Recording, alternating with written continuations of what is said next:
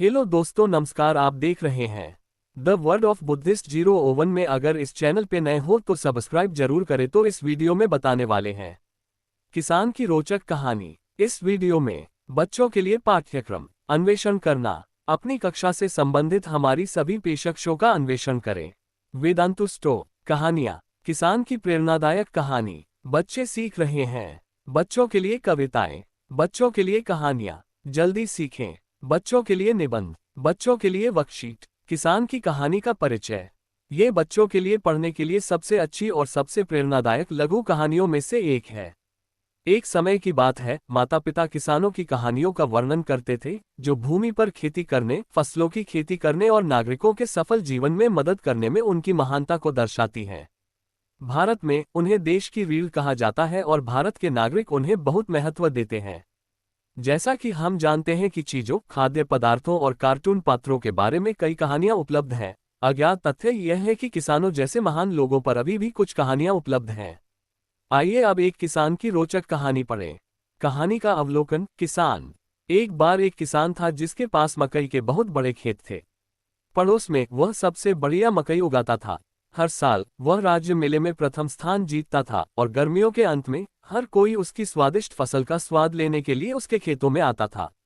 एक किसान गायों के साथ खेत जोत रहा है।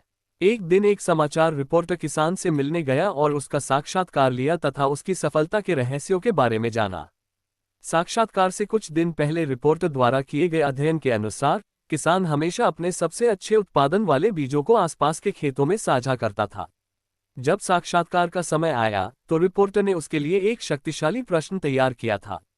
रिपोर्टर ने पूछा, सर, आप अपने पड़ोसियों के साथ अपने सबसे अच्छे बीज क्यों साझा करते हैं, जबकि आप जानते हैं कि वे आपके खिलाफ प्रतिस्पर्धा में अपना मक्का डाल देंगे? क्या इससे आपके लिए जीतना और मुश्किल नहीं हो जाएगा? जवाब देने से पहले किसान ने अपना सिर उठाया और एक लंबी सांस ली। मौसम के दौरान जब खेतों में तेज हवा चलती है तो पकने वाले मकई से पराग एक खेत से दूसरे खेत में घूमता है, किसान ने समझाया। याद रखने वाली सबसे महत्वपूर्ण बात यह है कि अगर मेरे पड़ोसी कम गुणवत्ता वाला मक्का उगाते हैं तो क्रॉस परागण अंततः मेरे अपने मकई की गुणवत्ता को कम कर देगा।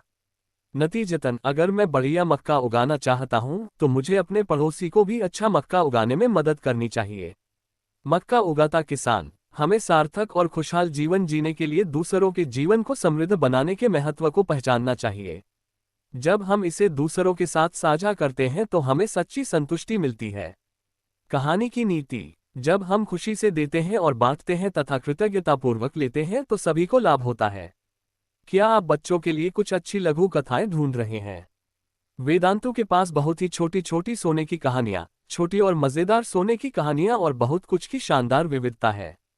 सैकड़ों छोटी कहानियां बच्चों को सोने के समय को और अधिक मजेदार बनाकर उनकी मानसिक प्रक्रिया, समझ, पढ़ने और सीखने के कौशल को बढ़ाने में मदद कर सकती हैं।